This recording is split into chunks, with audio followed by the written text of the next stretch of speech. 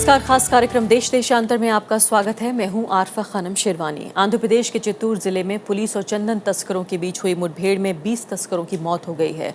इनमें से आधे से ज्यादा तमिलनाडु की पृष्ठभूमि के लोग हैं। तमिलनाडु के मुख्यमंत्री ने इस मुठभेड़ पर गंभीर सवाल उठाए हैं।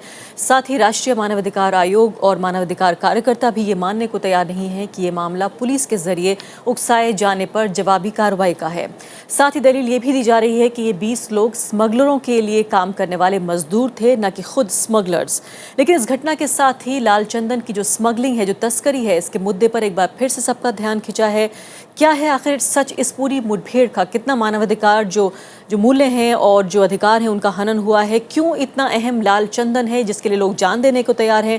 उसको बचाना क्यों इतना अहम है और किस तरह से होती है ये पूरी तस्करी? साथ ही तस्करी से निपटने की जो सरकार की रणनीति है उसमें आखिर क्या खामियां हैं, क्या गलतियां हैं, ये सब कुछ देखने की हम कोशिश करेंगे, क्योंकि पिछले कई दशकों से इसे रोकने की कोशिश की जा रही है। कुछ हद तक कामयाबी भी हुई है। वीरप्पन जैसे लोग जो हैं वो बनकर निकले हैं चंदन की तस्करी से, लेकिन उस सब के बावजूद आखिर क्या हुआ है, आखिरी हाल, ये सब हम देखने की कोशिश करेंगे अपने खास मेहमानों के जरिए। वेद मारवा जी मेरे साथ मौजूद हैं, जो कि कमिश्नर रह चुके हैं दिल्ली पुलिस के, और दूसरे खास मेहमान हैं एनडी पंचोली जी, जाने माने मानवाधिकार कार्यकर्ता हैं और साथ ही प्रेसिडेंट हैं PUCL दिल्ली के, फाउंडिंग मेंबर भी हैं।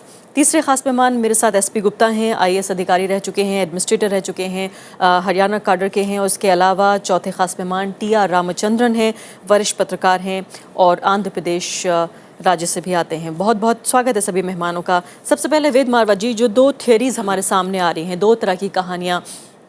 अब ये भी खबर ये भी आ रही है कि फिलहाल कुछ कार्यकर्ताओं को एक सर्वाइवर मिला है, एक वो शख्स जो कि मर नहीं पाया, दरअसल गोली लगने के बाद भाग गया है वहाँ से। और उसका ये कहना है कि जिस तरह से पुलिस ने कहानी ये बताई है कि इनमें से बहुत सारे लोगों ने पुलिस पर हमला किया और अपनी जान बचाने के लिए पुलिस को जवाबी कार्रवाई करनी पड़ी और इसके तहत 20 लोगों की जान गई। ये सर्वाइवर ये कह रहा है कि दरअसल ये मजदूर जो हैं वो बस में शांतिपूर्वक जा रहे थे, कहीं सर्च ऑपरेशन के दौरान इस बस को रोका गया, इन लोगों को नीचे उतारा गया और तब गोलियां बरसाई गई। देखिए, अब जैसे जैसे समय गुजरता जाता है नई नई कहानियाँ सामने बाहर आ रही हैं। अब इतनी जानों का जाना एक बहुत बड़ा दुर्भाग्य है। हमारे देश में कानून लागू है और बग़ैर कानूनी कार्रवाई के किसी को जान से गंवाना नहीं पड़ना चाहिए। यानी पहली नज़र में आपको ये मामला लगता है कि वाकई ये एक एनकाउंटर का मामला है? आप पुलिस अधिकारी रह चुके हैं, आपने बहुत सारी ऐसी घटनाएं अपनी आंखों के सामने गुजरती देखी होगी, आपको पहली नज़र में कैसा लगता है? देखिए, पहली नज़र में 24 घंटे नहीं गुजरे तो नई नई कहानियाँ नज़र आ रही हैं। तो इसलिए ये आवश्यकता बढ़ती जाती है कि इसकी इंक्वायरी होनी चाहिए, एक निष्पक्ष जांच होनी चाहिए, ताकि ये पता लगे कि किसी की कोई कमी रह गई है या किसी की कोई क्रिमिनलिटी रह गई है, तो इन सब के ऊपर कार्रवाई की जा सके। लेकिन इसके साथ साथ ये भी देखना होगा कि अपराधी तत्वों को किसी प्रकार की शय ना मिले। तो इन सब चीज़ों को ध्यान में रख के सरकार को कार्रवाई करनी चाहिए। क्योंकि वेद मारवा जी, देश का कानून ये कहता है कि पुलिस का काम इन्वेस्टिगेशन का है, सज़ा देने का काम अदालतों का है। क्या आपको लग रहा है कहीं ना कहीं पुलिस, कुछ केसेस इस तरह के आ रहे हैं? अभी हमने आज ही खबर ये भी सुनी है कि पेशी के दौरान ले जाते हुए सिमी के जो सस्पेक्टेड आतंकवादी थे उनका भी एनकाउंटर हुआ है। तो जिस तरह की दो घटनाएं एक साथ सामने आ रही हैं, आपको लगता है कि कभी पुलिस जो है वो इन्वेस्टिगेशन के अलावा सज़ा देने का काम भी कर रही है? देखिए, एक जनरलाइज करना ठीक नहीं होगा। हर एक जो इवेंट है, जो इंसिडेंट है, उसकी पूरी इंक्वायरी होनी चाहिए और उसकी पूरी इंक्वायरी होने के बाद ही इस निष्कर्ष पे पहुंचना चाहिए कि किसी का कसूर है या कि नहीं है। लेकिन फर्स्ट इम्प्रेशन के ऊपर एक निष्कर्ष लगाना ठीक नहीं हो। जी, एनडी पंचोली जी, जिस तरह से मैंने पूछा अभी मारवा साहब से भी कि पहली नज़र में किस तरह का केस मालूम होता है, खासकर सबसे बड़ा जो आर्ग्यूमेंट है वो ये भी दिया जा रहा है कि चूंकि पुलिस पर हमला हुआ था और पुलिस को जाहिर है अपने को बचाने का काम पुलिस का है, तो क्यों ये माना जाए कि वाकई ये एनकाउंटर जेन्युइन नहीं है? क्यों ना माना जाए? नहीं, मैं तो इसको फर्स्ट जैसे ही इसको सुना मुझे तो नहीं लगता कि ये कोई जेन्युइन एनकाउंटर है। वो लोग मज़दूर थे और ये जैसा खबरों में आया है कि उनको इंटेलिजेंस सोर्सेज के थ्रू खबर मिली, तो खबर उनको ये भी मिली होगी कि कितने लोग थे, 15 थे, 20 थे, तो उसी के अनुसार उन्होंने उनको अरेस्ट करने के लिए या उनको उनके खिलाफ़ कोई वो करने के लिए, एक्शन लेने के लिए एक फ़ोर्स उन्होंने बनाई होगी जो 20 लोगों को कर सके। 20 लोगों को पकड़ने के लिए वो कोई 20 आदमी तो नहीं ले जाएंगे जैसा वीरप्पन के टाइम में होता था, पूरी फोर्स बटालियन जाती थी और वो उसको ले जा सकते थे।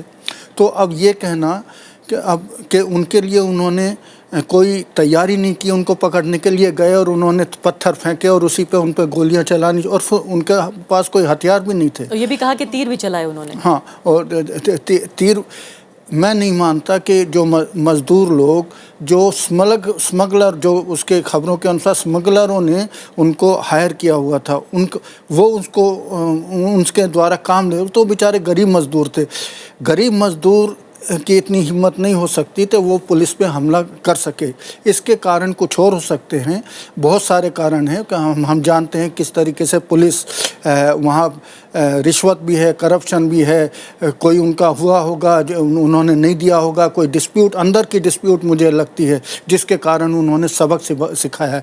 और जो इसका हौसला, मैं तो एक बात और मानता हूँ, क्योंकि आपने 2 का जिक्र किया, एक जो 5 लोगों को जो ले जा रहे थे सिमी के लोग कहते हैं, उनका भी एनकाउंटर हुआ। तो जब से ये हाशिमपुरा का केस जो 28 साल चला और 16 पुलिस वाले उसमें बरी कर दिए गए इतने साल बाद, तो मुझे लगता है पुलिस के हौसले बड़े बुलंद हो गए हैं। तो उस वजह उसका भी एक असर है कि हम कुछ भी करते रहें, हमारा कोई पूछने वाला नहीं। जी, मैं दूसरे मेहमानों पे आऊँगी। वेद मारवा जी, आप जवाब देना चाहेंगे? देखिए, जहाँ तक हाशिमपुरा के केस का सवाल है, इस केस का मुझे पर्सनली ज्ञान है। उस मामले पे शायद हम फिर बात करेंगे। ये कह रहे हैं कि पुलिस के जो काम करने का जो पैटर्न है उस पर नहीं, सवाल ये मैं उठा कह रहे रहा हूँ, इस निष्कर्ष पे बोलना कि सारी पुलिस खराब है या सारी पुलिस नहीं, मैं ये नहीं है, कह रहा, सारी पुलिस मैं इनोसेंट ये है, नहीं कह रहा सारी पुलिस खराब है। नहीं, तो फिर हर एक इंसिडेंट को अपने मेरिट्स के ऊपर उसके ऊपर कार्रवाई करनी जी, चाहिए। बिल्कुल। अगर और शायद हर इंसिडेंट अपने आप में अकेला हर का अपने आप पे अलग इंसिडेंट है। क्योंकि जैसे मैंने कहा, हाशिमपुरा इंसिडेंट में मैं उस वक्त कमिश्नर था और मैं ये प्राइम मिनिस्टर के पास लेके गया था इस केस को, लेकिन कोई कार्रवाई नहीं हुई। मैं एज ए पुलिस ऑफिसर, क्योंकि दिल्ली में कुछ डेड बॉडीज आई थी, तो मैंने प्राइम मिनिस्टर के नोटिस में ये सारी इंसिडेंट लाए थे।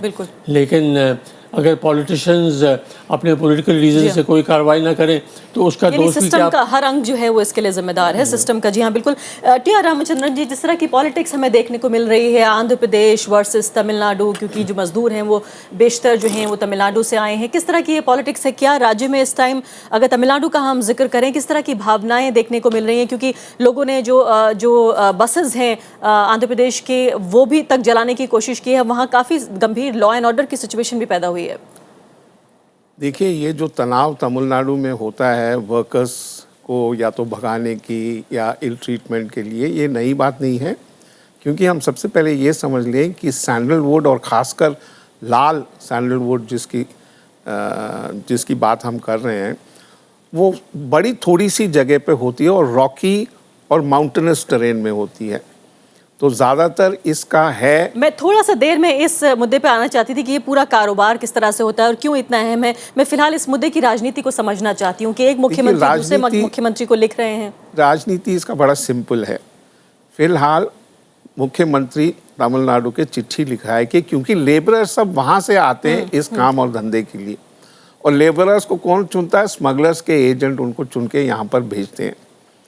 बट क्योंकि इसका डिमांड, इस पर्टिकुलर रेड सैंडलवुड का डिमांड चाइना और जापान में इतना ज़्यादा है, खासकर चाइना में, जहाँ पर 1 टन के लिए आपको मेरे ख्याल में 27 या 30 लाख तक मिल जाते हैं। पॉलिटिक्स ये है कि आपको ज़्यादातर वर्कर्स आपको तमिलनाडु से मिलते हैं और वो दोनों जगह कर्नाटका और आंध्रा में ऐसे काम करते हैं क्योंकि वहाँ ईजिली अवेलेबल हैं।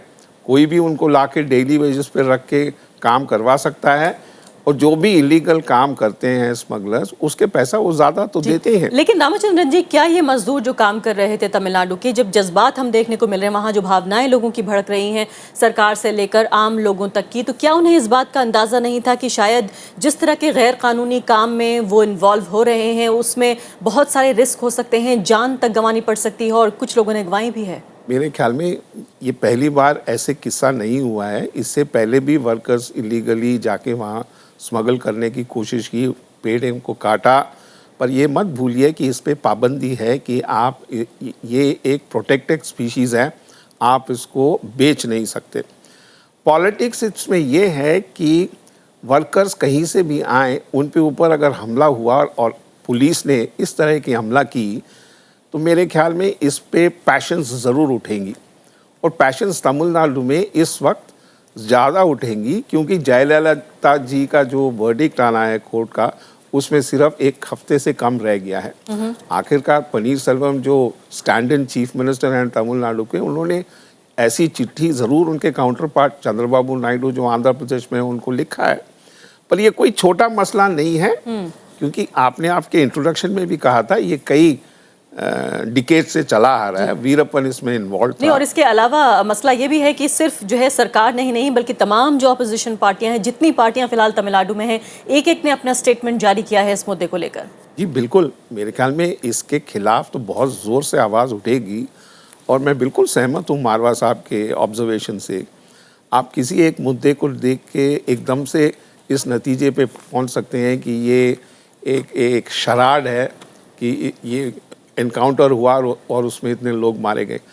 देखिए, ऐसे वर्कर्स के पास ना कोई बारूद होता है, ना कोई गन होता है, ना कोई बॉम्ब होता है, और रिपोर्ट्स में ये भी बहुत स्पष्ट किया गया है कि पत्थरों से उन्होंने मारा।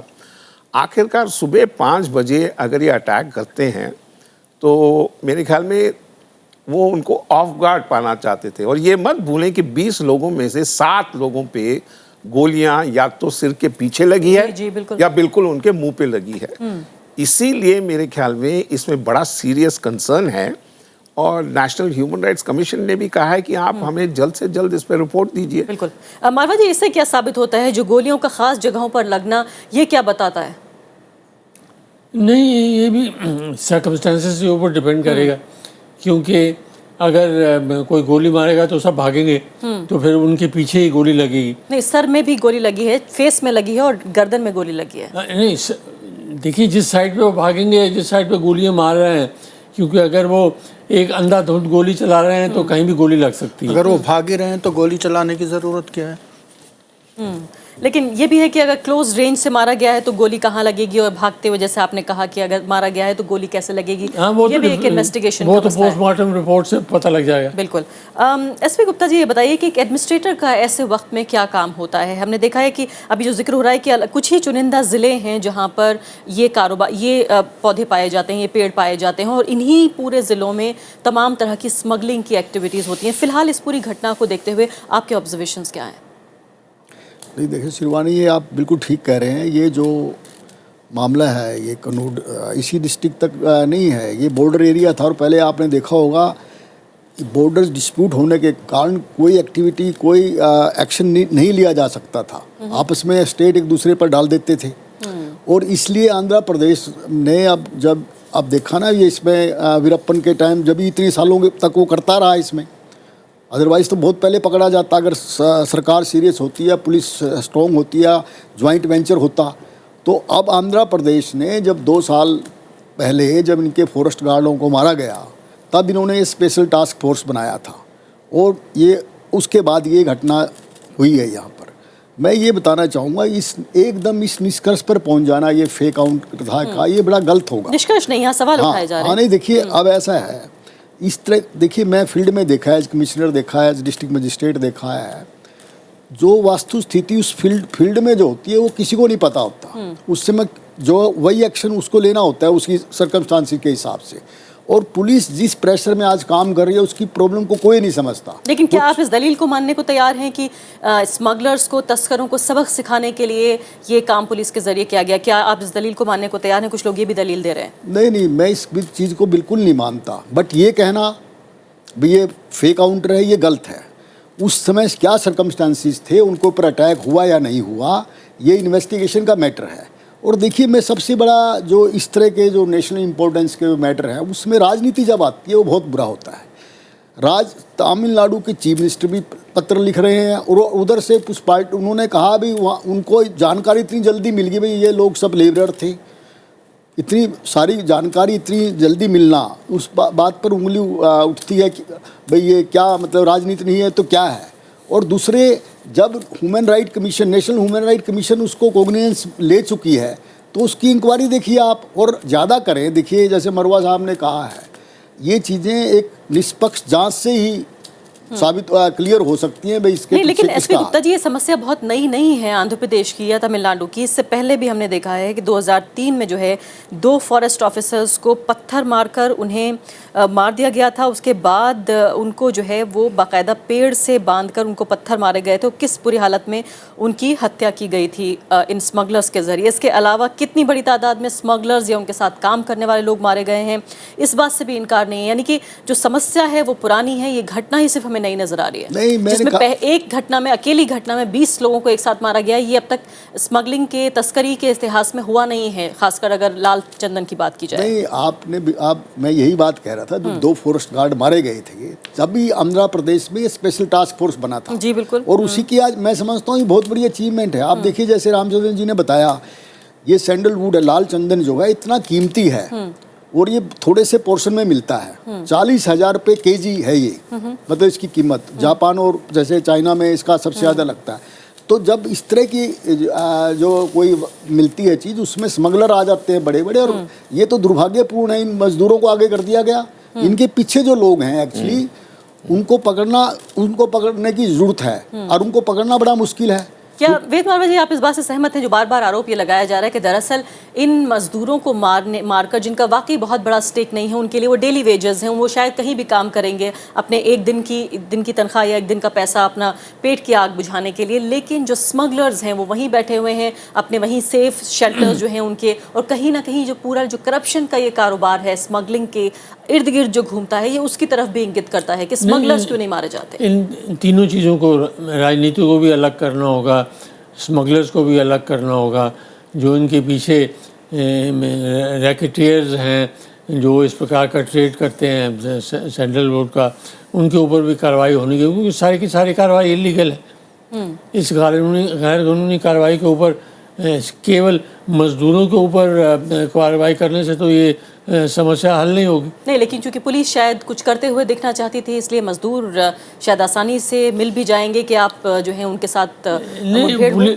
पुलिस इतनी बेवकूफ़ तो है नहीं कि अगर उनको ये पता नहीं कि अगर वो लोगों को इस प्रकार से मार देंगे कि उनके खिलाफ आरोप लगेंगे, उनके खिलाफ इंक्वायरी होंगी, तो ये इन सब से बचने के लिए पुलिस उनको मारती नहीं।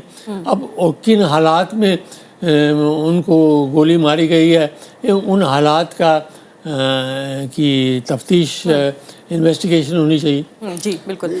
जी हाँ, इस बारे में मैं एक बात कहना चाहूँगा। देखिए, इसमें पुलिस के लोग भी इंजर्ड हुए हैं, और दूसरा ये है, वहाँ पर मेरी जो जानकारी मिली है, केवल 20 लोग नहीं थे वहाँ, कोई अबाउट 200 पीपल थे जो इन पुलिस वालों पर अटैक किया गया। टास्क फोर्स के जो डायरेक्टर हैं, डायरेक्टर इंस्पेक्टर जनरल हैं, उनका ये कहना है, कांता राव जी का, जो आप कह रहे हैं कि 150 से 200 मजदूरों ने जो है वो उन पर हमला किया, पत्थरबाजी की, तीर चलाए और आयरन रॉड से जो है हमला किया, तब जाके जवाबी कार्रवाई की है। वही मैं कहता हूँ, परिस्थितियाँ क्या थी उस समय, क्योंकि ये देखना जरूरी है। जी, वैसे चलिए आगे बढ़ते हैं इस बहस में। को यही काम नहीं है कि भी ऐसे निहत्थे लोगों पर ऐसे लोगों को गोली मारेगी। रामचंद्रन, ये बताइए कि पूरा कारोबार जो है तस्करी का, जिसके बारे में बहुत सारी कहानियां सामने आई, जब वीरप्पन मारा गया या उससे पहले जब उसको मारने की कोशिश की जाती रही, किस तरह से एक बड़े फिल्म स्टार को अपने कब्जे में रखा उसने कई महीनों तक, किस तरह से पूरे प्रकाश में पूरे जो नेशनल मैप है भारत का, उस पर छा गया था वीरप्पन। अभी फिलहाल इस पूरे कारोबार को किस तरह से समझा जाए, क्योंकि जो यूटिलाइजेशन है, जो उपयोग है लाल चंदन का, वो सिर्फ आयुर्वेदिक कुछ दवाओं के अलावा बहुत ज़्यादा इस्तेमाल नहीं है, और कुछ छोटे मोटे जो हैं वो टॉयज, खिलौने भी बनाए जाते हैं। देखिए, इसकी पॉलिटिक्स बड़ी डेंजरस है। इसके किंग पिन हैं स्मगलर्स। स्मगलर्स सिर्फ तमिलनाडु या कर्नाटका में नहीं बैठे हैं, इस चीज़ को स्मगल किया जाता है 6-7 राज्यों में, हिंदुस्तान में, ओडिशा में स्मगल किया जाता है, बाकी कई राज्यों में इसको स्मगल किया जाता है। आखिरकार वीरप्पन का किस्सा ये भी है कि जितने पुलिस वालों को और पुलिस स्टेशन में वीरप्पन ने हमला किया और जितने पुलिस वालों को मारा, वो आप नहीं भूल सकते। वो वेंजेंस लेता था ऐसे, अगर उनके खिलाफ कोई कार्रवाई की गई पुलिस से, तो पुलिस तो उनके पीछे जाना डरती थी। इसीलिए ये स्पेशल टास्क फोर्स बनाया गया तमिलनाडु की पुलिस से और कर्नाटका की पुलिस को लेके, एक जॉइंट टास्क फोर्स। वीरप्पन जंगल में ऐसे अंदर जाके रहता था, उस तक पहुंचना भी कोई नामुमकिन सा काम था। आखिरकार वो शेयर लक था और इंटेलिजेंस इनको मिल गई थी कि वो पकड़ में आया और मारा गया। अदरवाइज वीरप्पन वो किंग ऑफ द जंगल्स माना जाता था और उसको बिल्कुल परवाह नहीं थी जिस तरीके से वो सैंडलवुड की स्मगलिंग करता था। देखिए, ये नेटवर्क बड़ा डेंजरस है, इसमें पैसा बेशुमार है। अगर सिर्फ स्मगलर्स के एजेंट 1 या 2 लाख पर डे ले सकते हैं ऐसे लेबरर्स को लाके उनको पैसा दे के, ये जो सब्सटेंस है जो इलीगल है, आप स्मगल नहीं कर सकते, इसको बेच नहीं सकते, तो आंध्र प्रदेश सरकार के पास कुछ 90 टन इसके लॉग्स पड़े हुए थे, ये लाल सैंडर्स जिसको कहते हैं, और उन्होंने इसको करोड़ों रुपए में बेचा है पिछले साल। मैं पढ़ी थी डिटेल के 1 टन का जो है 27 लाख रुपया उनको मिला। 27 लाख है, और इस तरह करके उन्होंने कुछ 900 करोड़ रुपया इसको इसकी ऑक्शन करके बनाया है। तो ये मसला इतना सिंपल नहीं है, क्योंकि अब जहाँ से सोर्स है, स्मगलर है, आप उस तक नहीं पहुँचोगे और उससे उसकी बाकी जो कनेक्शंस हैं डाउन द लाइन, अगर इसको जड़ के आप नहीं, इसके खिलाफ जड़ से नहीं लड़ाई करोगे तो ये मसला रहेगा, ये कभी समाप्त नहीं होगा। जी एनडी पंचोली जी, इसमें जो रणनीति है सरकार की, जो पिछले कई दशकों में रही है, जो स्मगलिंग खासकर जो लाल चंदन है उसे रोकने की, उसके बारे में आपका क्या कहना है? क्योंकि घरेलू तो उसकी कोई खास डिमांड नहीं है, लेकिन बताया जाता है कि एक जापानीज म्यूजिकल इंस्ट्रूमेंट बनता है कि जो दरअसल वहाँ पे एक स्टेटस सिंबल माना जाता है, जो इसी लाल चंदन से बनता है, जिसकी वजह से ज़्यादा तस्करी को जो है बढ़ावा मिलता है। फिलहाल जो रणनीति सरकार की रही है उस पर आपका क्या कहना है? देखिए, ये सारा मैं समझता हूँ करप्शन का खेल है। इसमें बहुत सारे पॉलिटिशियंस इन्वॉल्व हैं।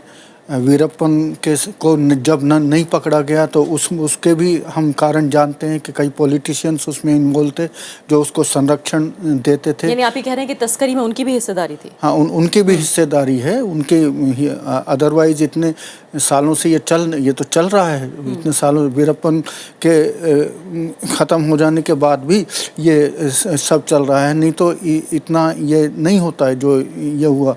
सवाल वहाँ ये तो सारी बातें हैं, लेकिन सवाल ये है कि जो लोगों को मारा गया और जो जनता का रोष हुआ है जो तमिलनाडु में, क्योंकि वो वहाँ के लोग थे, तो उनके रोष, जनता ऐसी पागल तो नहीं है जो गलत काम के लिए खड़ी हो जाएगी।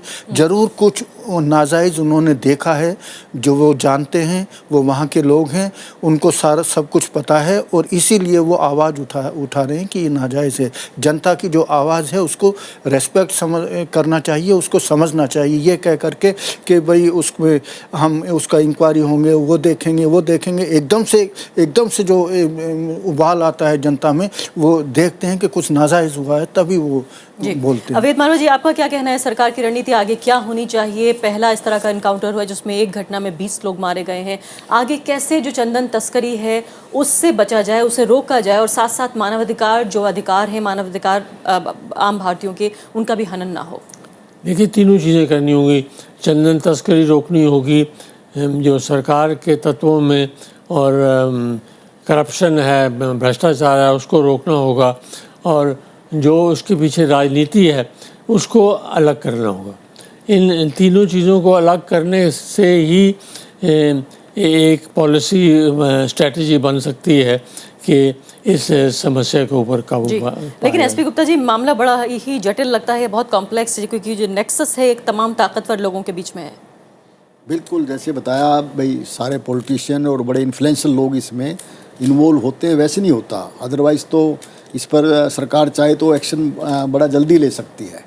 लेकिन मैं उसी बात को एक बार दोहराना चाहूँगा। देखिए, मामला इतनी जाने गई हो, इतना बड़ा एनकाउंटर हुआ हो, तो उस पर एक निष्पक्ष जांच बहुत ज़रूरी है। लेकिन वो तभी हो पाती है जब उसमें राजनीति ना हो। राजनीति से परे जुडिशियल इंक्वायरी कराएं, कोई भी कराएं, टाइम बाउंड इंक्वायरी कराएं, और जो इसमें जिसने भी गलती की है उनको सख्त से सख्त सजा जल्दी दी जाएगी, तो वो एक आई ओपनर होगा दूसरे उनके लिए, आगे से नहीं कोई करेगा।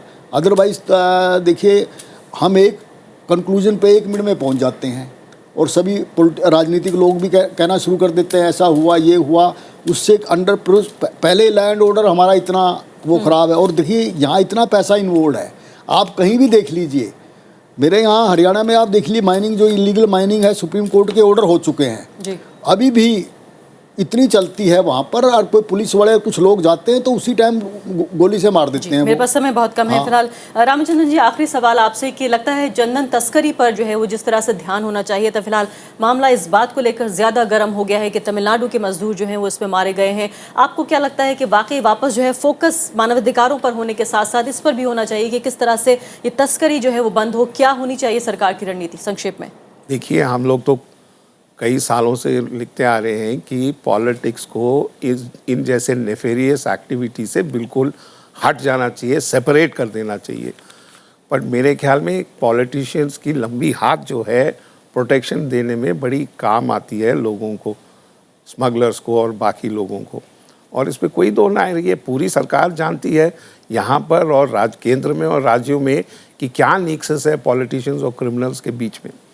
तो मारवा साहब ने खुद इस पर रिपोर्ट दिया है आखिरकार, NN वोरा साहब ने भी सरकार की तरफ से रिपोर्ट दिया है, पर वो रिपोर्ट सब मेरे ख्याल में किसी एक गवर्नमेंट के अलमारा में डस्ट गैदर कर रही हैं और उस पर कोई कार्रवाई, जितने भी रिकमेंडेशंस इन्होंने दिए उस पर कोई कार्रवाई नहीं हुई है आज तक। तो आखिरकार ये एक मले है, एक प्रॉब्लम है हमारी एडमिनिस्ट्रेशन और पॉलिटिकल लीडरशिप में। इस पे जब तक हम जोर नहीं देंगे कि इनको हटाइए, आगे बढ़ने का रास्ता सिर्फ एक ही है कि इन सब चीज़ जो सोसाइटी में एक बहुत बड़ी प्रॉब्लम क्रिएट कर रही है, इसको जब तक हम जड़ से नहीं ख़त्म करेंगे ये चीज़ ख़त्म नहीं होगी। बहुत बहुत शुक्रिया आपका TR रामचंद्रन जी, ND पंचोली साहब, SP गुप्ता जी और वेद मारवा जी। तो उसी के साथ अभी के लिए इतना ही फिलहाल। नमस्कार।